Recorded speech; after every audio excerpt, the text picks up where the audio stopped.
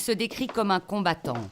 Armé de son seul crayon, Nicolas Vado possède aussi un regard sans complaisance sur le monde.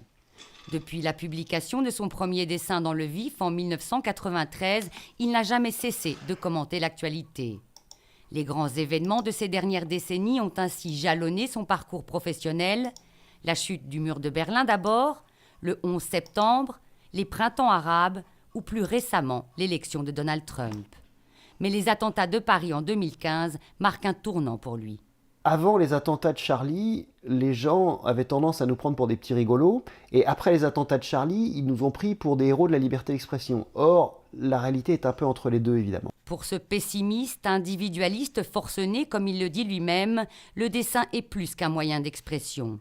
C'est une thérapie, une autoroute vers l'inconscient qui le ramène à l'enfance. Comme je pense que je suis né en colère, j'ai toujours été en colère, il fallait que j'exprime ça d'une certaine manière. Et donc malheureusement, quand je vois pour qui les gens votent, je ne suis pas optimiste et je pense que ce qui nous tue tous, ce sont les réseaux sociaux.